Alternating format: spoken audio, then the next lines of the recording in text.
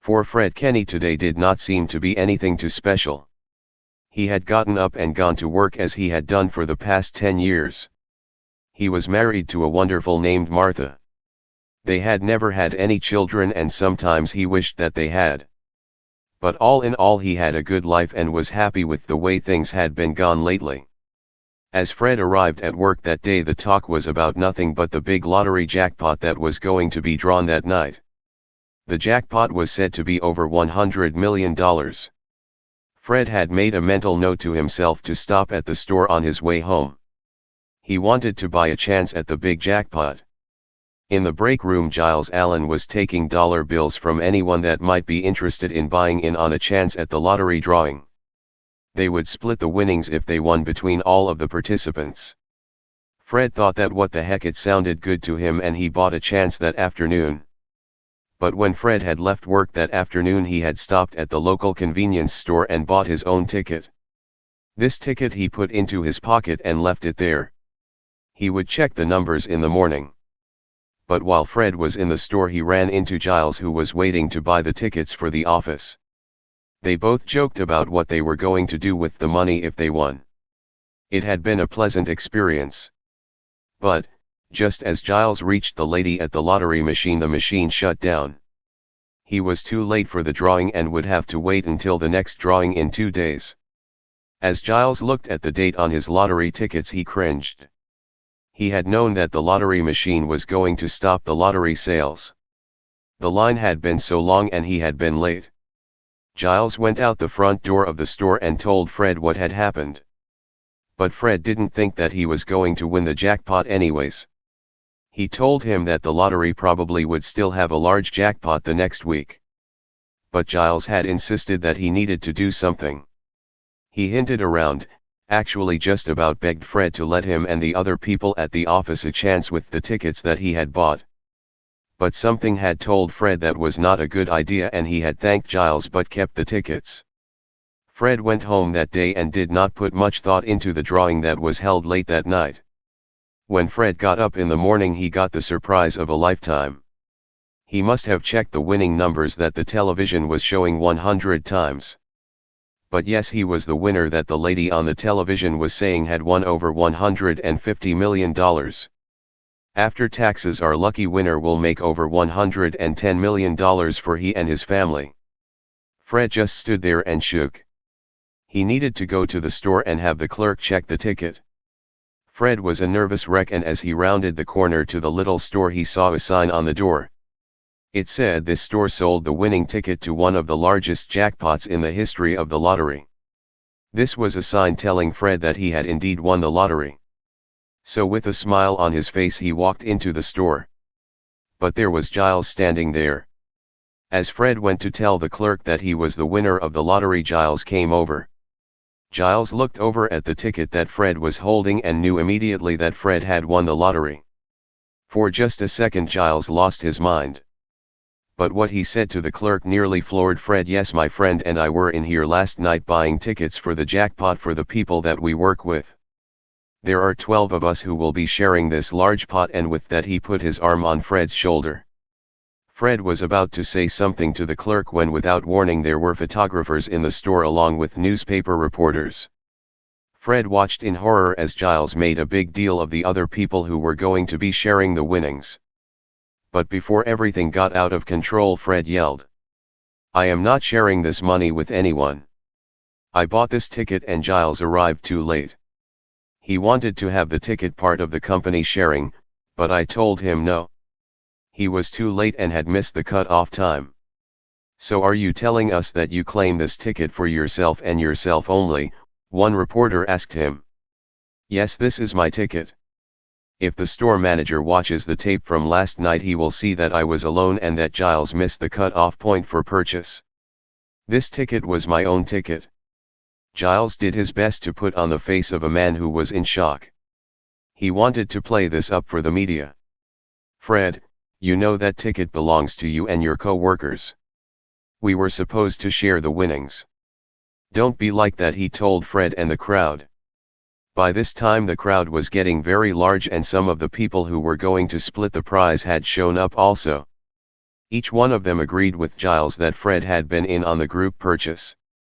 By this time Fred was furious. Giles had lied to everyone about what had happened with the lottery ticket. But when Fred went to the lottery office he found out something even more shocking. He was not going to be able to get his money until there was a formal hearing. Giles and his co-workers had filed a lawsuit saying that they owned the ticket. Chapter 2. Now came the calls. There were the calls from the media, the calls from the family, and then the calls from people that Fred or his wife. When Fred had told Martha that they were now millionaires, she had thought of so many things that she wanted to do with the money. She had spent the money 100 times over and had even looked at a new car. When Fred had come home that night and told her what had happened, her world had crashed. She had never had any money, at least the money that this kind was. With this type of money she and Fred would not need to work ever again and they could enjoy their lives while they were still relatively young. But now the jerk Giles had lied and told everyone that the money was to be split 12 ways of all things. What they needed was a lawyer, and a good one at that. Without the assistance of a good lawyer they could face losing over $130 million. That was not acceptable. Perry Mason was at home getting ready for another busy day at the office. He was trying to feed his son Perry in his high chair and was having very little luck. It was playtime for his son, and every time Perry tried to feed him he spit out his food. Finally, after what seemed forever, his son finally settled down and started to eat. Sally had Girl Scouts in the afternoon, so Jen the nanny was going to be taking her and the baby over to the meeting. Della was back to work full-time and their schedule had been full and neither one of them had time for the life that they looked forward to. Della had been reading the newspaper about the man who had won the lottery. The people that worked at the office with him claimed to have been in a pool where the money should be shared. But the man who was buying the tickets for the people at work was on video buying tickets after the man who said he had bought his own. Because of the long line at the lottery counter, the man who was buying several tickets and claimed that the money should be shared was too late. His tickets had not been for that night, they were for the next drawing. The case was very intriguing. As Perry and Della headed out to the school to drop off Sally, the conversation was about the man who had won the lottery. Perry found the story very interesting. He knew that for money people were willing to do just about anything.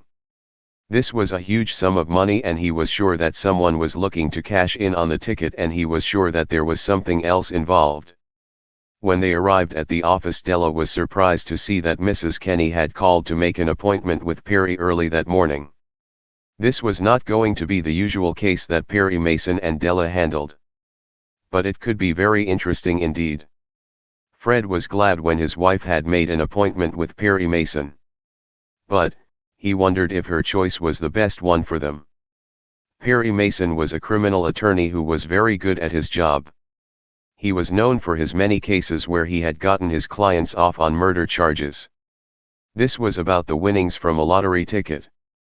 As Fred and his wife made their way to Mr. Mason's office, they were very nervous. Mr. Mason was a large man with a kind face who shook their hands steadily. His wife Della was his secretary and she had a kind face. As Fred told Mr. Mason about the purchase of the lottery ticket and what had happened on that fateful evening, Perry listened intently. Perry put his hand on his chin, thinking for a few minutes. "I saw in the newspaper this morning that there is a videotape of you purchasing the ticket and then a video of Giles Allen purchasing several tickets a few minutes later. With that tape and the timing, I believe that we will have a good chance of winning the case. However, this could take months to be settled. I will have a man by the name of Paul Drake look into this and see what else he can find out. Don't worry about it right now. The lottery has not made a decision and I will file the papers for a hearing date as soon as possible," he told them with a smile. Giles had arrived at the office that morning to find everyone confronting him about the lottery and their money. It was all that he could do to answer their questions. He didn't know what was going to happen himself. So he told them right now the lottery is going to hold a meeting. Fred is fighting for the right to keep the money. Of course he is lying, we are on tape talking just before he purchased the ticket that won. But I think that we should get a lawyer. I am sure that Fred is going to get one, he told the group. Now this was a problem. They were going to have to come up with some money for a lawyer, and that could be expensive. But after a lot of grumbling, it was decided that they would hire a lawyer. One of the men had a brother that was a lawyer, and they met with him that afternoon. It was there at the lawyer's office that the members of the office found out just how weak their case was. The best that they could hope for was the clerk at the store remembering the two men and overhearing something. The store had been so busy that evening, and Giles was sure that no one had heard anything because he was lying about the whole thing. What a stupid thing for me to do. I am not going to get anything out of this but humiliation, Giles thought to himself. As the group left the office together, everyone was talking at once. Giles promised them that he would call Fred and see if they could work something out. Don't worry, the money should be ours. We will win, he told them. Chapter 3. Giles Allen was in a bind, a real bind. He had lied to the media, his wife, his family, his co-workers. He had lied to everyone, and soon the truth was going to come out. He knew that there was no avoiding what was going to happen. Think, Giles. Think. There has to be a way out of this. That was when Giles thought that he might go to Fred's house and talk to him face to face. But as he pulled up to the house, he saw Fred and his wife's car in the driveway, and he wanted to talk to Fred alone. Martha might not go along with what he said, and he just wanted to talk to Fred alone. Fred was a man, and he had known Fred for years. I will give him a call, he thought to himself. Fred had been sitting at the kitchen table when he saw Giles pull up to the front of the house. He had gotten out of his seat and started towards the front door when he saw him leave. Martha had been at the table with him and asked what's wrong. Giles just pulled up to the house and then pulled away. That man is so much trouble. He is not welcome here. If he thinks that he is going to get 1 cent of the money from that ticket, he is wrong, dead wrong. Martha didn't like what Giles was saying. Money was indeed the root of all evil. Is this money worth all of the headache?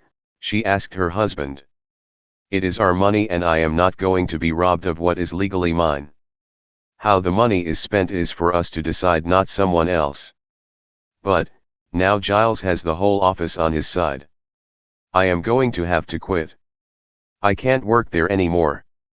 Not with this going on, he told her rather sadly. Fred had always liked his job, and even with the lottery winnings he had hoped that he could keep his job. But Giles had ruined everything. A time that should have been wonderful was now a time of fights and loss of friends. Everyone wanted the money, and he thought that no one cared how they got it. Fred and Martha were in the living room watching more television news about the lottery winner and how there was a dispute about the winnings when the phone rang. Fred picked up the phone and was surprised to hear Giles on the other end of the line. Fred was in no mood to talk to him and said, "What do you want?" rather rudely. Martha had been watching her husband from her chair and could tell from his tone that the man on the other end of the phone was Giles Allen. Just hang up on him. He can talk to Perry Mason. That is why we are paying a lawyer, Martha told her husband. But Fred couldn't get rid of Giles. He kept telling him that he wanted to come up with some sort of agreement. Fred wasn't sure why he said that he would go and meet Giles at the house, but he did. I will only be gone for a few minutes, Fred promised Martha. Della had gone home that evening, late as usual. She had finally arrived home at just after 10. But she wanted to do some more work online. She wanted to look on some of the dating sites and see if Joe was there. About midnight she finally came across a site called Lovers Forever. There she found Joe. He seemed to be very popular, and there had been several hits placed on his site. The latest contact had been made today. The site was apparently unaware that the man had been murdered. Della took a copy of the site and finally climbed into bed after midnight. Perry and Paul had completed their on-site investigation and had both headed home. Perry had a lot of work to do and was reading some of his many legal books. He was not a specialist on the laws of the lottery. Each lottery had its own rules and things varied from state to state. But the lottery hearing was now set for 2 weeks from the next Tuesday and he needed to have everything ready for the hearing. In California, the lottery commissioner had the final word on where the winnings went, and 90% of the time the decision was made at the hearing. The lights burned at the Drake house late that night also. Paul was watching the video that had been enhanced once more. He wanted to make sure that he didn't miss anything. The tape was 3 hours long, and perhaps there was something on the tape before the shots that were heard or afterwards.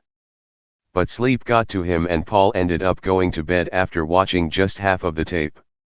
Giles was at home nervous about what he was going to say to Fred about the lottery. He needed to convince Fred to give him some of the money. He needed it bad and he just had to get some of that money. When he heard the doorbell ring, he assumed that it was Fred. But as he called "come in," he saw a flash of a gun and went down. He closed his eyes and died almost instantly. The cold-hearted killer cleaned the pistol off completely and placed it on the floor. As they looked around the room and were satisfied that no one had seen them, they walked out of the back door and into the night. Fred arrived at Giles' house at around 11. He knocked on the door and found it partly open. But as he walked in the door, he found Giles dead. He had been shot. When he saw the gun on the floor, Fred picked it up. He didn't see or hear anything and called the police. Chapter 4. The police were quick to arrive and Fred was held for questioning. He knew that he was in deep trouble. Everyone in the city, probably the whole state, had heard about his disagreement with Giles. They had been fighting about that stupid lottery ticket, and now Giles had been murdered. The worst thing about a murder is the family that loses a loved one. As Marie Allen arrived at her house with her 2 children, she saw Fred's car and the police and knew that something was very wrong. The ticket, she knew it had caused more problems once again. Fred looked out the window and saw Giles' wife pulling up in the driveway. He tried to excuse himself and go out to see her. But the police would not allow him to do so. They wanted to talk to her first. Marie had 2 small children with her, John and Melanie, who were still not in school yet. He liked Marie and felt terrible about what had happened. As Fred was allowed to leave, he headed out to his car. Marie started to yell at him, "That darn old lottery ticket. Now you are going to jail for murder and Giles is dead. Was it worth it?" Fred tried to talk to Marie, but she just wasn't listening. He had done nothing and he had lost a man that he had called a friend before this lottery ticket thing had happened. As he went home to his family, he knew that he needed to call Perry Mason.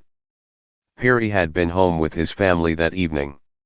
He was now used to being a family man and could not remember hardly any time without Della and his 2 children.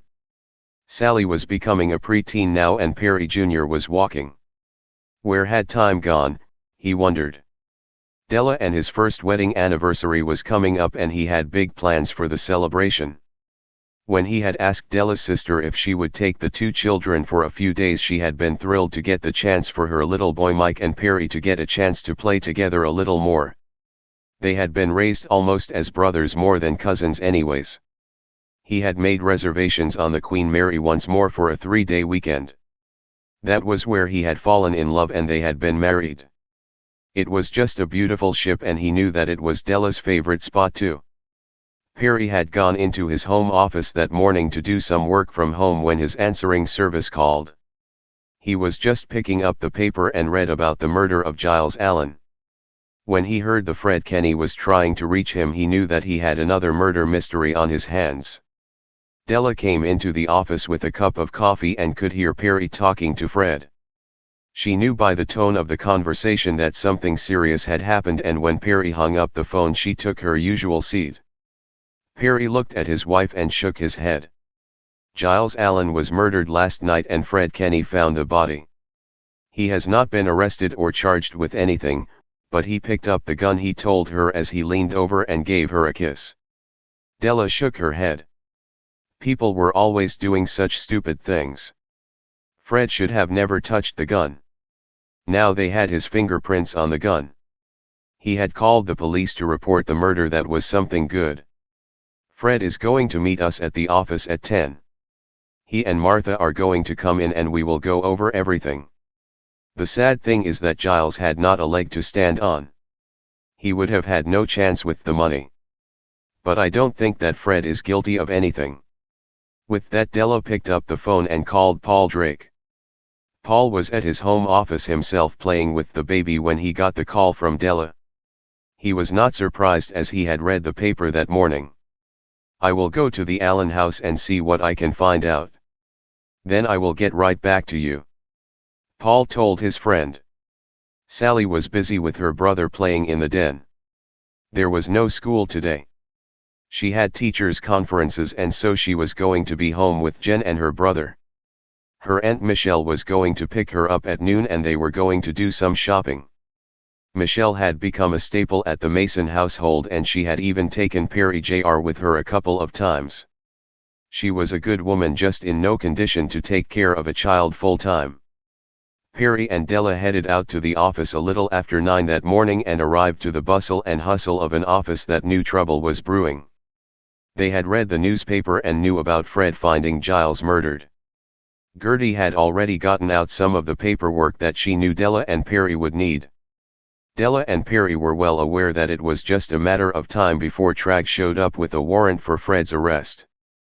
Lieutenant Tragg had been up most of the night investigating the murder of Giles Allen. The man had been shot at close range while facing his assailant. It had been a very messy scene. He had hated telling the wife. She had 2 small children and had gone to stay with her parents for the night. On the gun he had found Fred Kenny's fingerprints and on his phone he had found that Giles had called him 3 times that day. Fred had returned 2 of the phone calls. As he had asked around the neighborhood that morning, no one remembered seeing any other cars at the house. When all the tests were completed, he was sure that he had enough evidence to bring it to the district attorney. That was then he remembered something that had been mentioned in the paper. Fred and his wife had hired an attorney about the lottery ticket. They had hired Perry Mason. That is where I will find him, he thought to himself. Chapter 5. There were many things that people do when they are worried, and Fred was a very worried man. He was sure that the police were closing in on him and that he was going to be charged with murder. What to do? He had no money to pay for an attorney such as Perry Mason. If he lost the money from the lottery, he would be financially ruined. That morning Fred had gone to work and had gotten the cold shoulder once again. People that he had thought of as friends would leave the table if he tried to sit with them. It was no fun sitting there alone in the break room. Whenever he walked anywhere, the people would stop and just glare at him. He knew that his days of working there were numbered. Fred had been at his desk when his boss Mark Williams came up to him and said that he wanted to see Fred in his office privately. As Fred entered the room, he knew what was going to happen. Mark had been one of the people who had been in the lottery pool. They had been friends for a long time and Fred couldn't believe what he was hearing.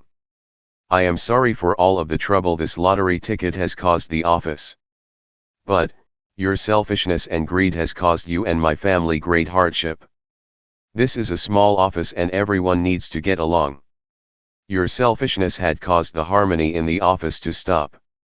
Now our friend Giles has been murdered and you found him. I am going to ask you to share the winnings with the office like they should be once more. Fred couldn't believe that Mark was being so forceful. He wanted that money and Fred knew that there was no use trying to reason with the man. Also, he didn't like the implications that Mark was giving. He was now hinting that perhaps he had something to do with the murder. Fred knew that he could no longer work there. But, one thing for sure, he wasn't going to be fired by this jerk. I think that you have made yourself perfectly clear, Mark. If you think that you will ever see any penny from that ticket, you and your friends are wrong. I have the best lawyer in town and he has guaranteed me that you have not a foot to stand on. So you can just sit there and cry in your milk. I don't need this job. As a matter of fact, the first thing that I am going to do when I get the money, I am going to buy this business that has been for sale and fire you, he shouted. As Fred left the office, he picked up his desk and watched as the people he had worked with for years just stared. They had all heard what Fred had said and knew that he might be saying the truth. Now Not only were they going to get the money from the ticket, but they might be unemployed soon. The business had been for sale. The original owner had passed on and his son had not wanted the business. They also knew that Fred knew what he was doing and that he could run the business himself. The sad part of all of this was that even the people who had not been involved in the lottery were not speaking to him. This made no sense to him at all. But, he thought that perhaps they thought that they wanted nothing to do with the thief. That was what most people thought he was. He just had to prove his innocence somehow or another. Fred went outside to his car and took a deep breath. He had lost his temper with the people at the office and there was really no reason for him to do so. They were just doing what anyone would do. They did give Giles the money for the ticket and he had been at the same store on that fateful night. I must find out who the murderer is, he thought to himself. When Fred got home, Martha was in the kitchen. She had been through a day where she had been stared at and had heard nasty remarks about her and her husband everywhere she went. They all claimed that she and Fred were greedy and had stolen the people's money. He is taking money from people he worked with. He darn near stole it, she had heard over and over. Perry Mason had been at his office working on the case and some other cases that he was handling. Della had been doing her own research and had begun to get a little suspicious of Fred's boss, Mark Williams. Mark had been very vocal about the winnings. He had said that if Fred was a man he would come forward and tell the truth. Della was looking at the news when that man Mark Williams was on the television once again. He was stating that he had fired Fred for his indiscretions. He owes a lot of money to me and his co-workers. I did not feel that he was an asset to the company anymore, he was saying. Perry was ready to go home and had come into Della's room.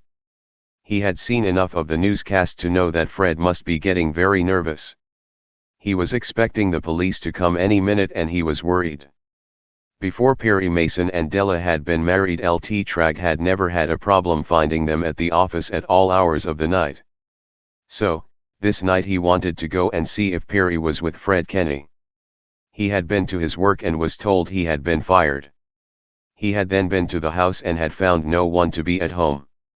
He had a couple of men watching the house, but he was headed to Mason's office. But, when Lt. Tragg got there, he found the office locked up and dark.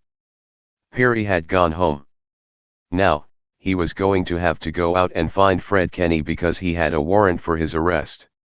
Chapter 6.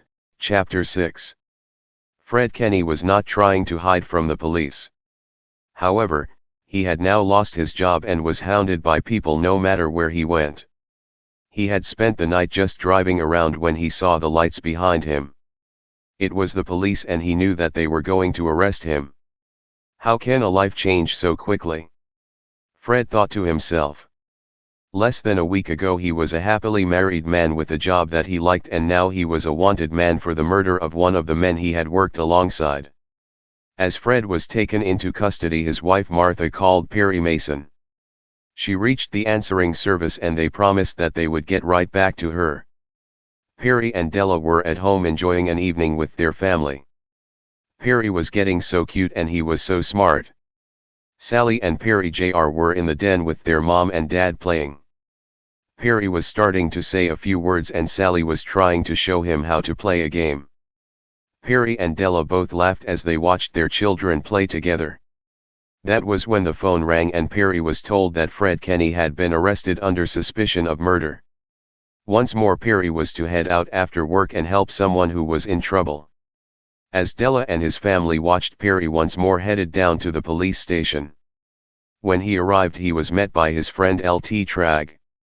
Although, the two men had butt heads on many occasions, Perry knew him to be an honest man. His police work was always thorough and Perry knew that all of his I's had been dotted and his T's crossed. Perry was led into an examination room where Fred was questioned. There Perry made sure that all questions were answered honestly but exactly.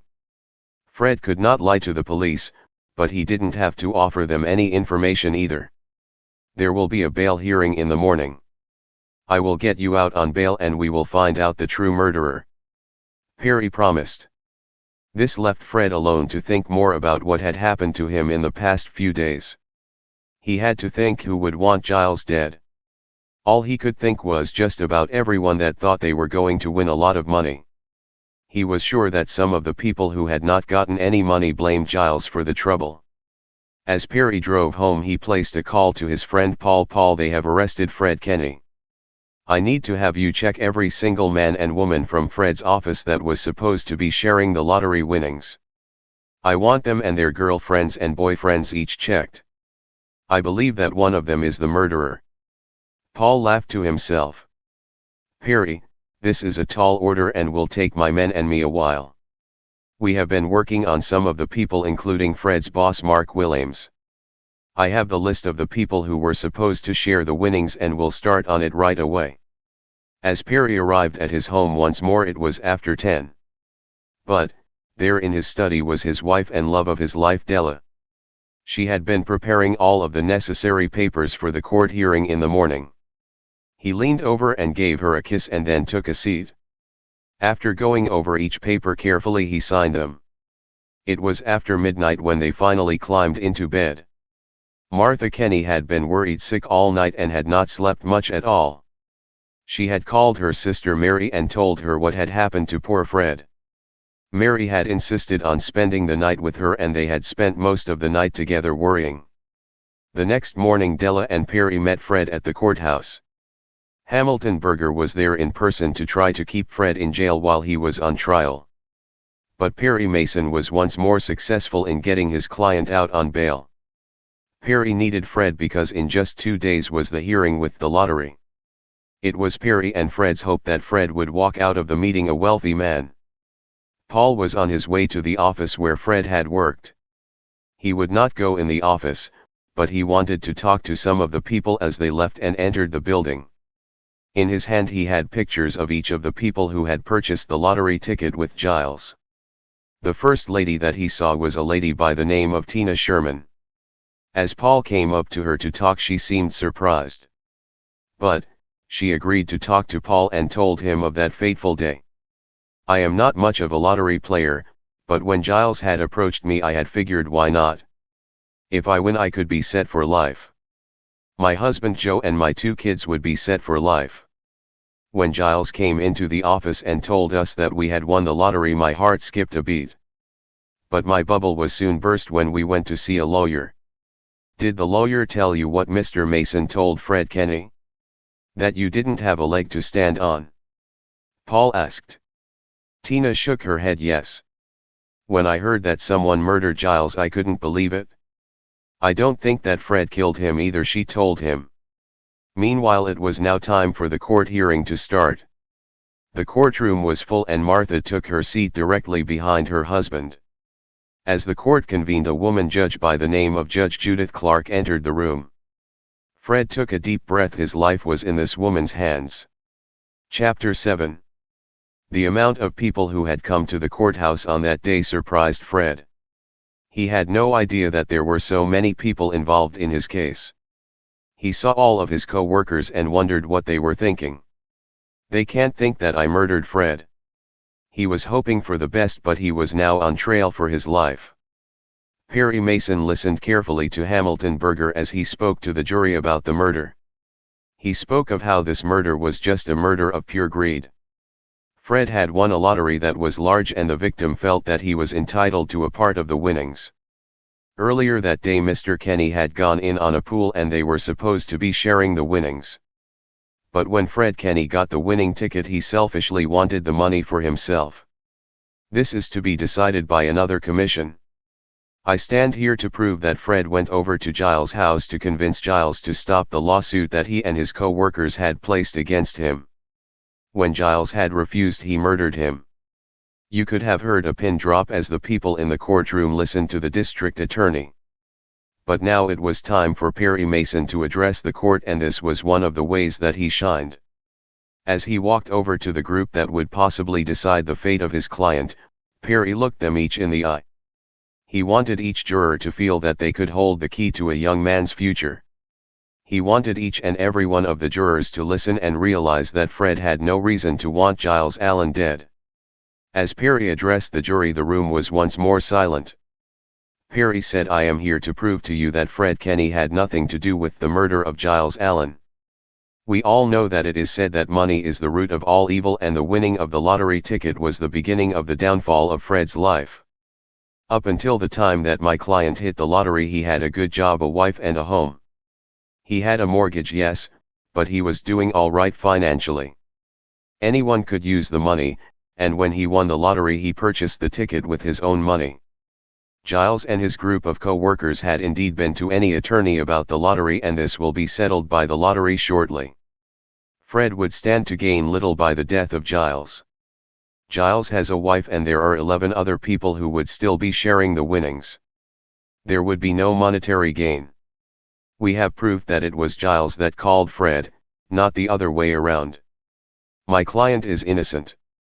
With that, Perry Mason went back to his desk and took a seat. Once the opening statements had completed, Hamilton Berger called to the stand L.R. Tragg. Lieutenant Tragg was a competent police officer who had worked the homicide unit for many years. He was well known by both Hamilton Berger and Perry Mason. He went over the complete scene and what he had observed on the day of the murder. Perry listened intently to what he had to say, and when it was his turn to question him, he stood up and said, "No questions."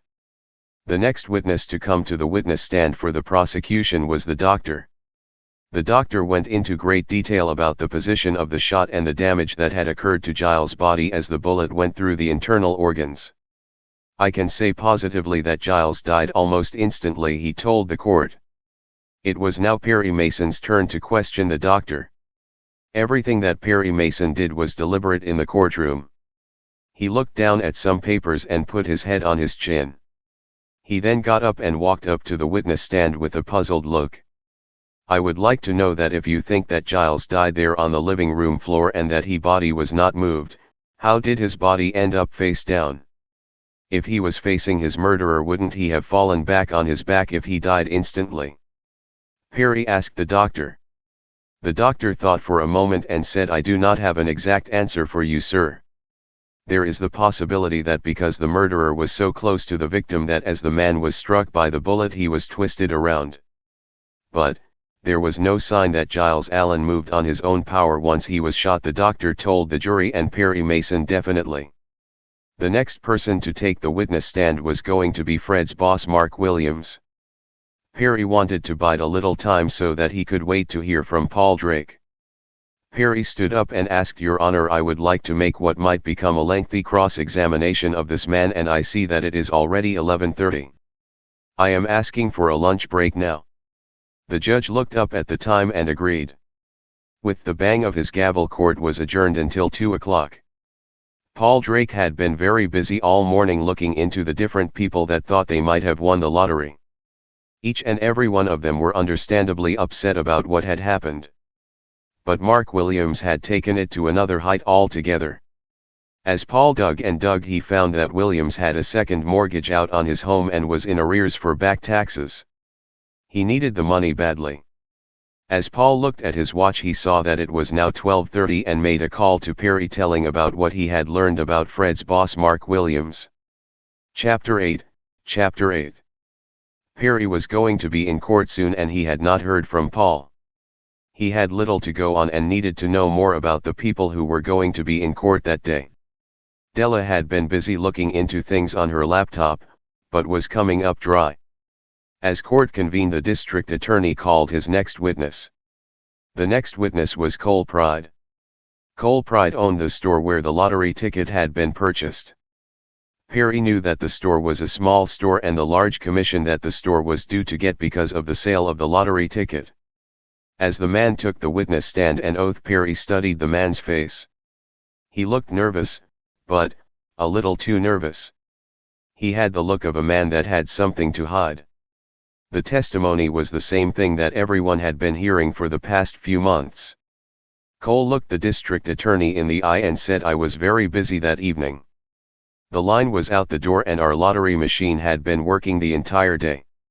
There were people who came in and bought several $100s worth of tickets. It was close to the time that the machine shuts down when Fred Kenny bought the ticket," he told the court. "Did you see Giles Allen that night?" Hamilton Berger asked him. Yes, he was there. He was very nervous because he had gotten to the store late. Cole told the court. So, Giles Allen knew that he might miss the cut-off. Berger asked him. Yes. If you miss the cut-off, your tickets are only good for the next drawing. That would be on the following Tuesday. Cole told the court. Did Giles Allen realize that he had a ticket that was only good for the following week? Berger asked him. Oh yes, he threw a fit and swore and carried on for 10 minutes about the ticket. But there was nothing that I could do, or anyone else for that matter. The numbers were being drawn and the machine closed down. Cole told the court. Thank you, sir. Your witness, Mr. Mason. Berger turned and spoke to Perry. Perry got up slowly from the desk where he had been sitting and approached the witness. I have just a couple of questions for you. Did at any time Giles speak to Fred Kenny after the purchase of the ticket? Yes, when he saw that the ticket wasn't any good for the drawing that night, he went over to Fred and just about begged him to share the ticket with him. But Fred wouldn't, and Giles started yelling. As they were walking out of the store and down the sidewalk, I could hear him still yelling at Fred. Cole told Perry and the courtroom. Were you in the store the next morning when Fred and Giles came in? Perry asked. Yes, I was there. Fred came in about 5 minutes after Giles with the winning ticket. He came over to me and I confirmed that he indeed had the winning ticket. What did Giles say when he heard that Fred had the winning ticket? Mason asked Cole. He acted completely different than I had expected him to. I started to say that I didn't want any trouble in the store when Giles came over and put his arm around Fred's shoulder. He acted as though they were the best of friends. Fred pulled away, but when Giles made the announcement that everyone in his office was going to be sharing the winnings, I almost dropped. He told the court. What did you do? Mason asked. Without warning, within a few moments the media arrived. The store was a media circus and it was all I could do to make sure that nothing got broken or stolen while everyone was there. There were people in my store that I had never seen before or since. You couldn't even move. Cole told him. You stand to get a lot of money out of the sale. Is that correct? Perry asked. Yes, I am. The store gets a commission on all lottery sales. Cole answered. How much are you going to get? Mason asked. Hamilton Berger stood up and said, Your Honor, the counselor is getting way off base. I have allowed him to cross-examine Mr. Cole with a large leeway. However, it is not pertinent to the case as to how much money Mr. Pride is going to get from the sale of the ticket. Perry Mason turned around and addressed the judge. On the contrary, this is a large sum of money that the store is going to get. Who won the money is of no concern to Mr. Pride. He gets the same amount of money from the state either way. Mason argued. The judge thought for a moment and said, I will allow the question. But move along, please. Perry Mason turned to Mr. Pride again and said, How much money are you going to get? Cole Pride looked Mason in the eyes and replied, My store will receive $50,000 plus a new machine. We also will become one of the stores that presents new tickets first. We will become preferred lottery providers, he answered. Does the preferred status also give you a larger commission on any winnings in the future? Perry asked. Yes.